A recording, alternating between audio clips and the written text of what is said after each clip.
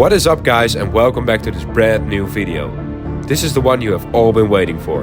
The Tillotson T4 World Championship, or as it's more formally known, the Tillotson T4 Nations Cup 2024. This is the second time we will be competing at the Nations Cup in Valencia, and let's just say that this time it was a little bit more successful than last year. But before we get to all of that, we have to get from the Netherlands to Spain. Alright guys, so we've just arrived at the airport. Let's get ourselves checked in and fly to Valencia. Bag is checked in, yeah, all automatic these days. Right now I'm just enjoying my very overpriced Pepsi, which has artificial sweetener in it. With Simon. Hello guys. Simon's not coming to Valencia, he's just kind enough to drop me off at the airport. Private taxi. Yeah. Alright guys, we have made it through security. No hazards of course. Yeah, now it's just a matter of waiting before we can go on the plane. Yeah, and it's pretty packed here. Right, so the whole team is here. I'm working, he's playing KRP. And yeah, let's wait around some more.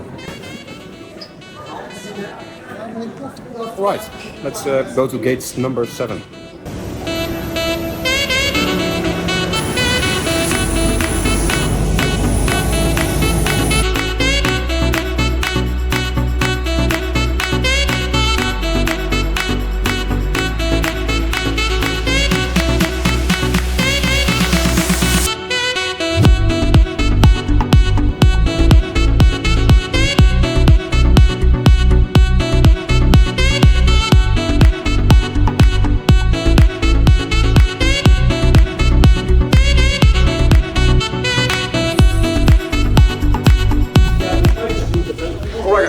We are in Valencia, Spain. Luckily this time my ears are not hurting that bad, so that's a plus. Let's collect our bag and let's go to our little holiday house, because just like last year my dad's already here together with my girlfriend, and they're actually coming to pick me up from the airport, so that's nice.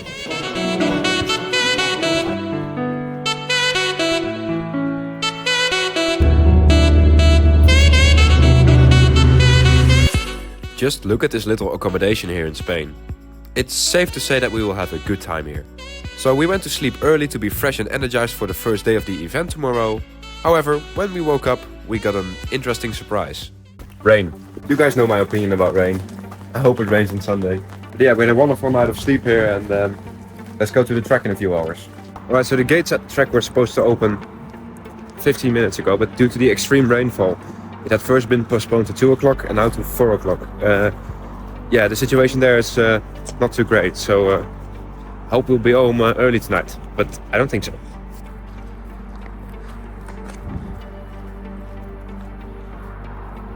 So right now we are in the sun, it's pretty sunny, but if we look over there, completely dark, and the track is basically behind those windmills over there, so yeah, it's thundering and so. Alright guys, we have arrived. Gate's still closed, just like last year. We have to wait a bit until the gate opens, but let's have a quick look around here, because it's good to be back around here, guys.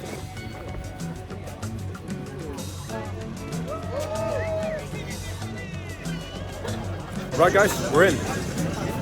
That's the official part done. Now let's go find our go-kart. There we go, found the bastard. Let's take it with us. For this first day at the T4 Nations Cup, it is really just a matter of getting all your paperwork done and collecting the materials like the kart, sheet and tires. Then the mechanics can get to work and put it all together so that everything is ready to go on track tomorrow.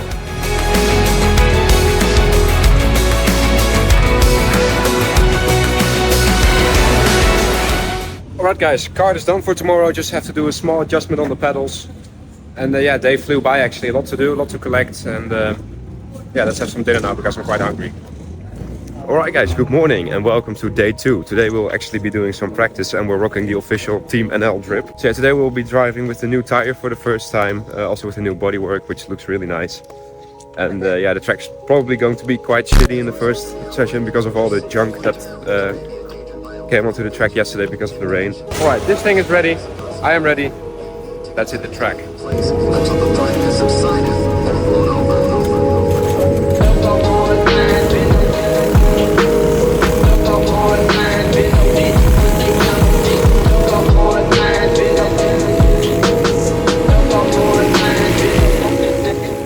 Alright guys, welcome to Cartódromo Internacional Lucas Guerrero in Valencia, Spain for free practice in the Tillotson T4 Nations Cup 2024.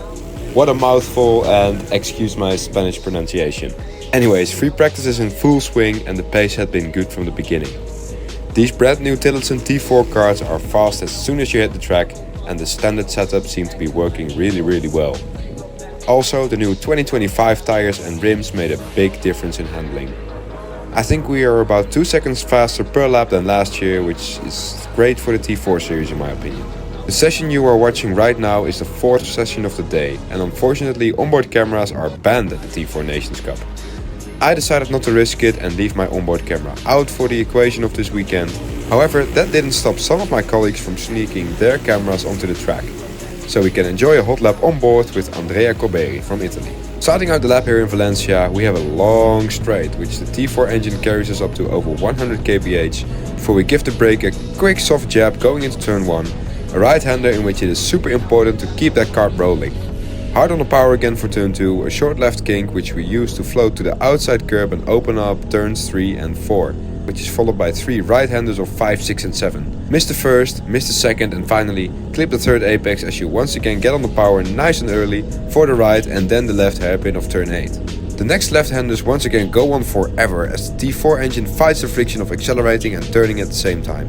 Then brake hard for the hairpin, turn it in, hard on the power and keep that right foot planted through the right-hand hairpin.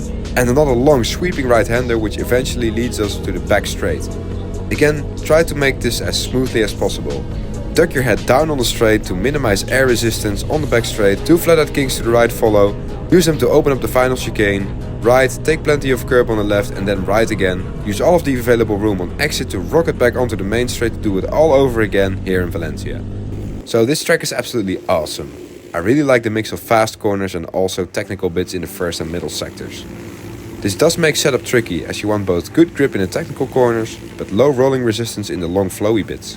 I think we got it down pretty good though, which is also why we were able to run the lowest possible gear ratio. At this event, only 3 different gear setups were allowed. A 72 sprocket, 71 or 72. A larger sprocket gives you more acceleration, whilst a smaller one gives you more top speed. We decided to focus on making the 70 work, so that it would be impossible for other drivers to overtake us at the end of the straight. Another benefit of using a smaller sprocket is the fact that you increase the amount of time that your engine will be at maximum torque. Let's say the T4 engine gives its maximum torque between 4 and 7000 rpm. If you drive with a smaller sprocket, the amount of time you will spend between those two numbers will just increase because it takes longer for the engine to run through all the revs. This can increase acceleration at medium to high rpm. So could we make it work? Yes, we were absolutely flying in this practice session. Partly helped by the fact that we found a major exploit, the turn 4 chicane. In this event last year I made liberal use of this curb, which I found gave me a lot of time, and this year it was no different.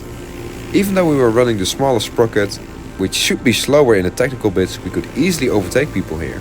The fun was soon over however, as this was a clear violation of track limits which would be enforced from the next session onwards. But even without this exploit, we got the kart working really well. But more importantly, we were looking at top 5 pace without using slipstream, or drafting for you Americans. Slipstream makes a big difference in low-powered karts like the T4. Especially at this track with the long straights, slipstream could gain you as much as 4 tenths per lap.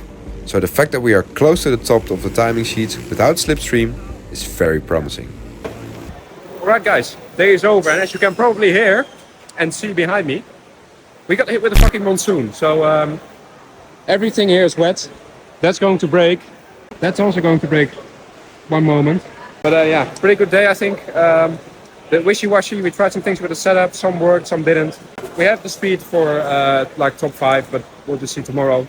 Completely different conditions of course, because now all the rubber is getting washed off the track and maybe we'll even have wet conditions tomorrow. Let's just see, let's go home first. Alright guys, good morning, welcome to the Friday. And today it is time for the qualifying and that's it. So yeah, we'll only be on track 2 times today. I think the pace is really good. So yeah, let's see what we can do today. Of course wearing the fancy new outfit, which I had to buy for this event because all of my gloves and shoes had holes in them. Yeah. What do you think, Kevin? Are we going to get pole? Yes, for sure. With 3 tenths. 4 tenths. 4 tenths. Without slips. Yeah. But yeah, yesterday in one of the sessions we did set a really good lap time without slipstream. So the pace is there, just have to do the same in the quali, which is easier said than done. Anyway, let's just go. Driver's briefing. Alright guys, quali is done. We got P3 in group, pretty good I think. The only issue is I kind of goofed up again by not having slipstream. I set a purple sector 1, purple sector 2, and then in sector 3 I lost like 3/10 because of slipstream. So that could have been pole in group, which is great, but you can always say what if, but that doesn't help us now. One thing that is positive about it, however, we were definitely fast enough without slipstream for at least P3. The guys behind me, they were actually slower, but because I gave them slipstream, they could keep up. So yeah. Anyways, this thing is done. Now it's time for the driver's parade. Yay. Vlak nou maar gewoon naar Jason. Ja, Jason weet ook niet. Driver's parade. Yay.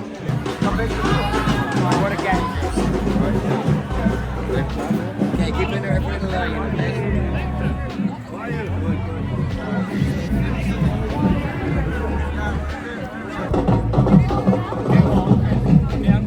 Hi.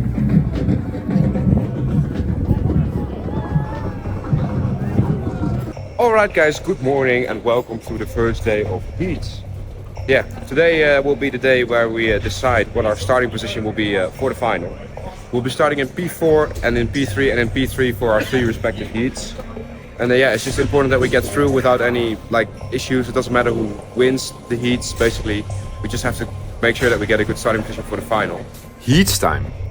As you guys know, the heats are short sprint races which will be added up, and the one with the most points will start on pole in the final. The one with the second most points will start in P2, etc, etc. So it's important that we score good points in every single heat. We're starting this one in P4, so that means we will have the outside for turn 1. That might be a problem because the turn is really long, but you can never say that the outside is bad or that the inside is good. You can make both work. Anyways, enough yapping from me. We roll onto the tram lines now for the first time this weekend. 5 red lights go out now and away we go. We have a look to the inside there, but unfortunately it's not possible to penetrate the right hand lane, so we have to brave it around the outside, which is risky, but we make it work and keep our position for now. P4. We have the inside for the turn 3, but we can't quite make it work, and we now have the outside for the next right-handers. But somehow we managed to take P4 around the outside of the triple right-hander, which now sees us up into P3. Behind reigning world champion Noah Rosser and the fast German Danny Krischer in P2.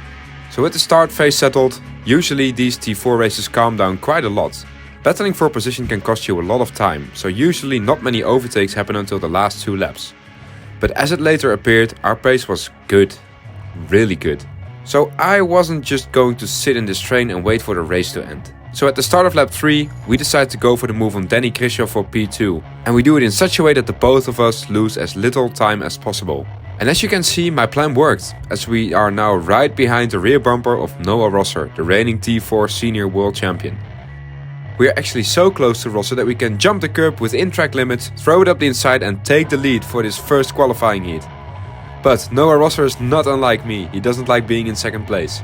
And in the first opportunity he gets, he overtakes us right back, which now puts us under pressure from Avrutsky behind, but we are just able to shake him off.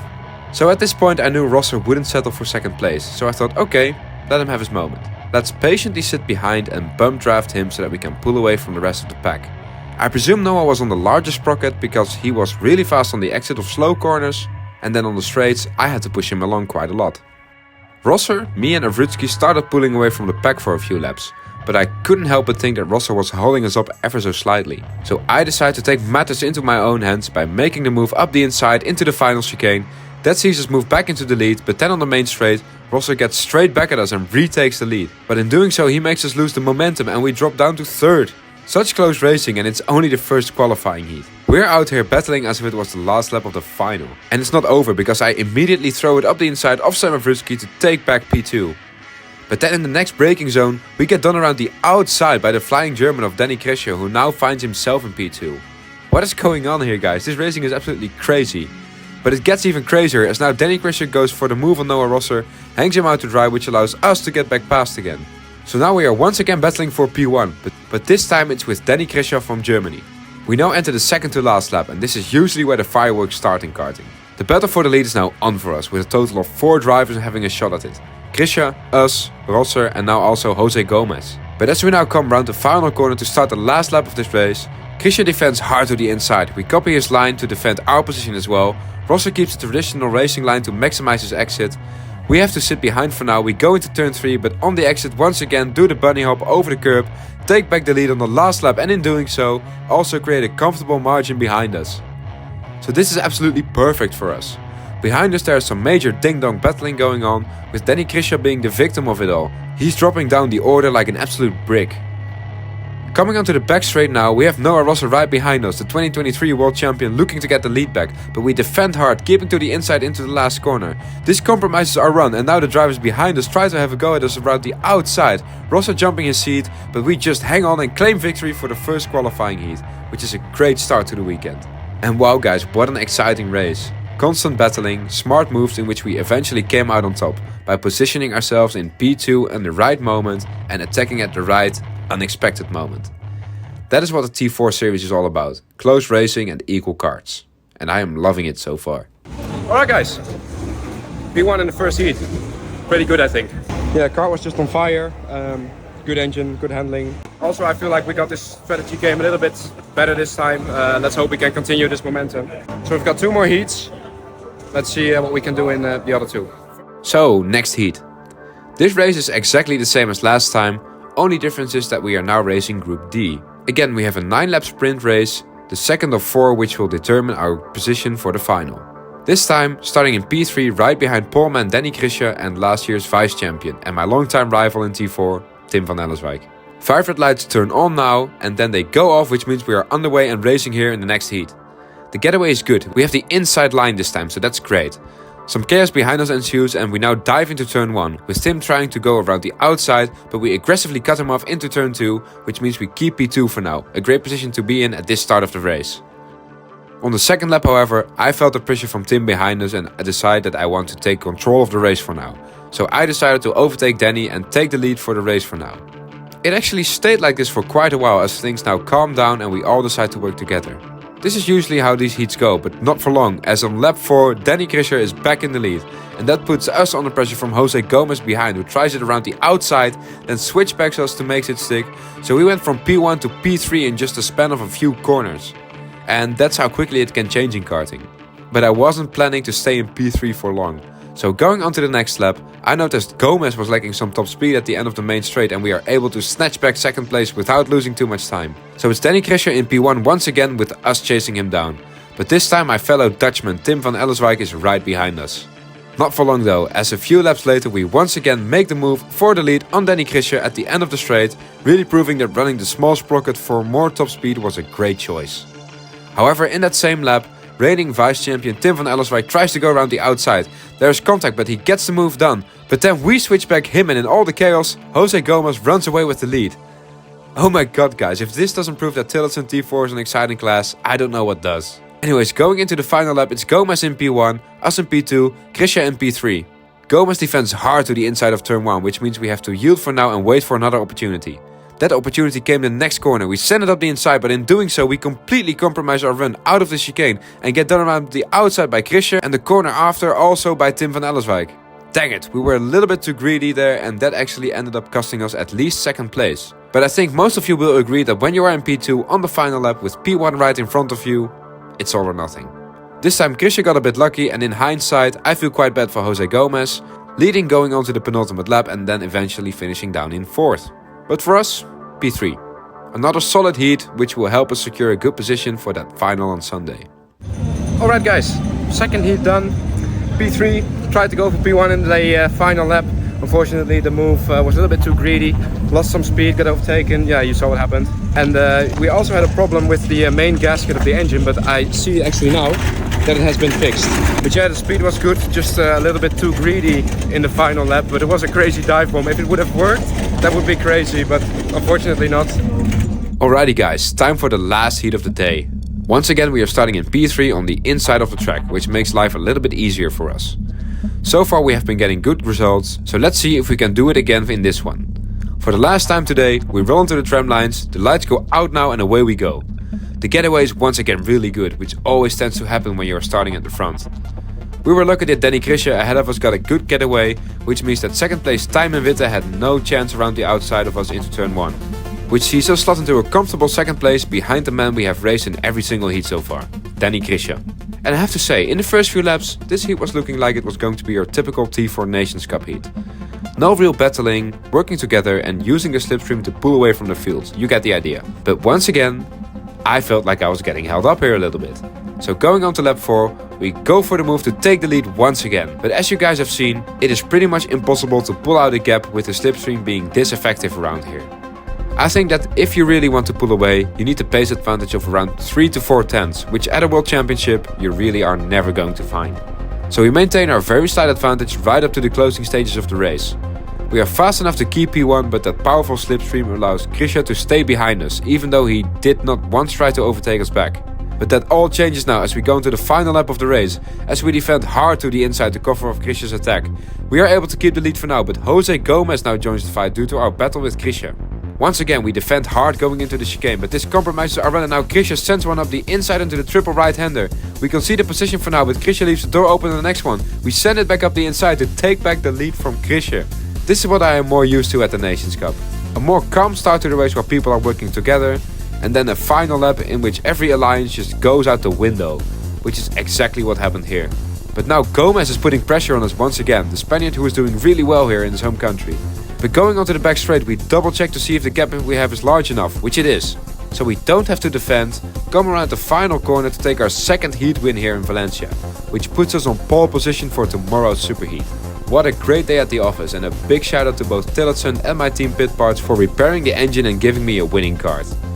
Now, let's calm down, relax and enjoy ourselves in this beautiful little part of Europe. Alright people, that was the day. Pretty good I think. We really maximized it with our pace. We're starting on pole for superheat tomorrow, I think. Not confirmed yet. So yeah, they couldn't have gone much better actually. Luck was with us. Fortunately we were able to repair the damage to the engine, which is nice. It works now. Pulled a lot better in the third heat, so that's good. So right now we're going to have some food in this huge ass shopping center. Yeah, let's see if it's any good. Alright guys, good morning and welcome to Sunday, the finals day. And as you can see, track is wet. The weather decided to flip once again, and yeah, somewhere in the night it decided to start raining. And no one has wet tires, at least I think. So that's going to be interesting. I think the track will definitely be dry enough for slicks already. It's going to be slippery though, but definitely you can see the dry patches forming already. And we still have like an hour before we go on track, so that's plenty of time for the track to dry. Anyway, let's see if we can carry forward the good momentum from yesterday, and yeah, see you on track. Good morning guys, time for the superheat. The superheat is basically almost the same as one of the heats we had yesterday. The only two differences being that this race is 11 laps long instead of 9, and that points scored will be double. So after this race, the 36 drivers with the best score will be through to the final, and the other 36 drivers will sadly be out of the event. We currently have the best score of all 72 drivers, which means that we are standing on pole position in Superheat A. The rest of the field will be racing each other after in Superheat B. As we look to the track's surface, we can see that offline there is quite a lot of wet patches still visible. This is something we will have to keep in mind during racing, because the grip on those dark spots will be nowhere near as good as on the dry racing line. Anyways, enough yapping from me. We roll onto the grid, the lights go out now and away we go once again. And once again we get a super good start. We immediately pull ahead of the field, which allows us to take the normal racing line into turn 1. And we start gapping the field immediately. However, like I said, in order to pull away from the field, we need that 3 to 4 tenths pace advantage, which we simply don't have. That means that as the laps tick by, our fellow Dutchman in P2, Avrutsky in P3 and Gonzalez in P4 really did not pose a big threat to my lead. So it stayed like this for quite a while, but then as we enter the penultimate lap we are suddenly under attack from Tijmen Witte as he now takes the lead for the superheat, forcing us onto the wet patches at turn 1, which also allows Manuel Gonzalez to slip through. Witte caught us completely off guard here by striking in the penultimate lap instead of the final lap, and in doing so, he has already amassed a massive lead for himself as we now re-overtake Gonzalez for P2. But all that battling made it so that Tijmen Witte is now in a completely different postcode. There is no way in hell that we will be catching back up to him again. So instead of a fierce battle for P1, this turned into a fierce battle for P2. And I have to say, well done to Emmen Witte. You completely caught me off guard here by overtaking me earlier than expected. And the resulting chaos actually ended up giving Emmen Witte the win for Superheat A and sees us finishing in P2. So once again the pace was pretty good, but we let ourselves get cooked there in the last 2 laps. A small stain on a weekend that so far had been going really well. However, even though we kinda cooked it here in the Superheat, we still managed to get enough points to start on pole position for the final. Let's fucking go. Alright boys, that was the warm-up and the superheat. Unfortunately we sustained some damage to one of the electrical cables, which sort of made our engine run not so good. It's fixed now though, and we are starting on pole for the final. Yeah, the big one guys. We're starting in the best possible position. Let's just see what we can do. I'm going to try my best, but it's difficult of course. Let's just see how it goes. I'm going to try my best. So it'll be fantastic to see what the seniors can give us as we venture out onto the circuit once more for the T4 Senior Final.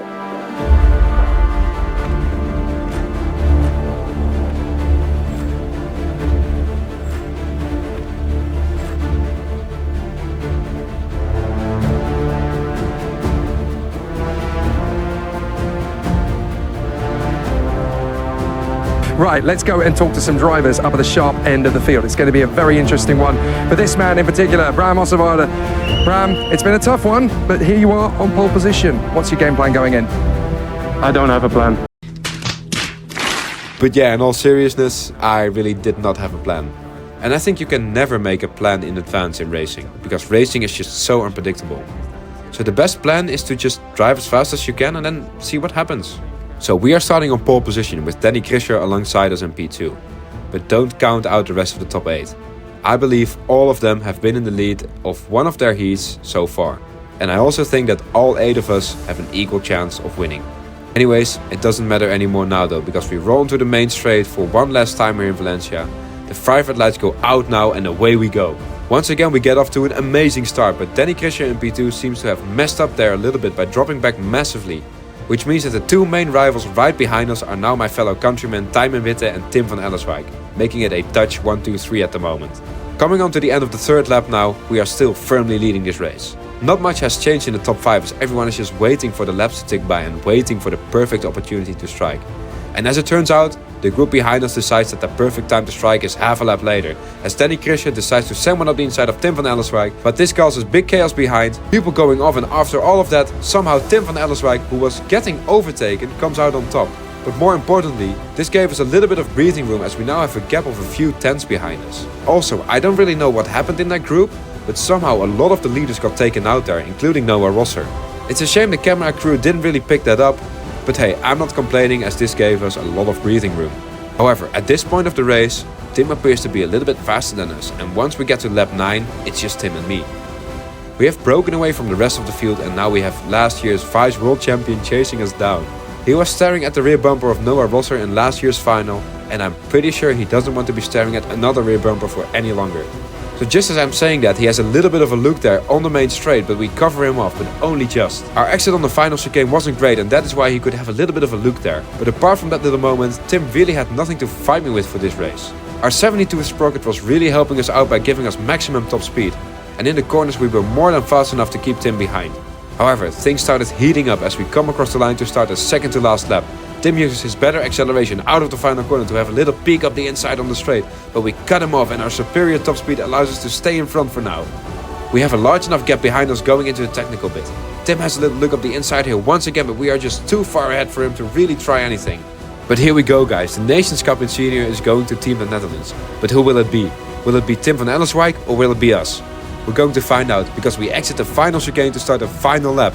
We immediately dive hard to the inside to defend into turn 1. Tim darts to the left, then to the right, but we covered him off perfectly there, giving him no chance or no space whatsoever as we now dive into the long sweeping right-hander for the last time this week.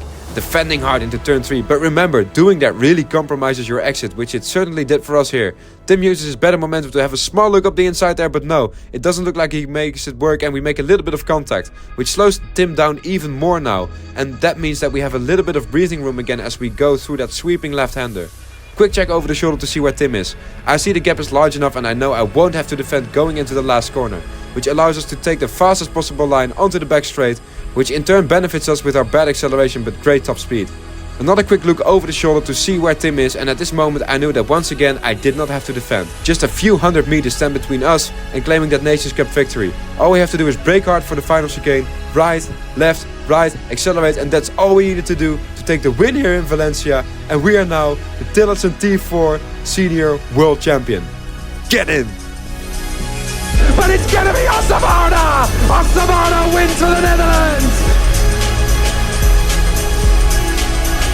Well, Bram Ossavarda titled his vlog of the 2023 Nations Cup, How I Almost Became a Karting World Champion. That almost can be eliminated now as Bram Ossavarda crosses the line first. He is the T4 Senior Champion at the 2024 Tillotson T4 Nations Cup.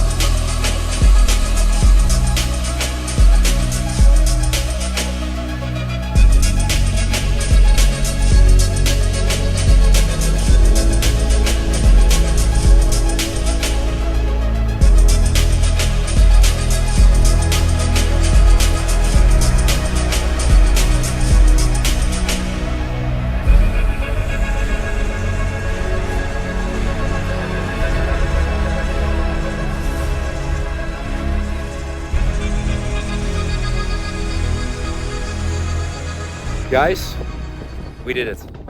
World freaking champion, Tillotson T4 Senior. See you next time.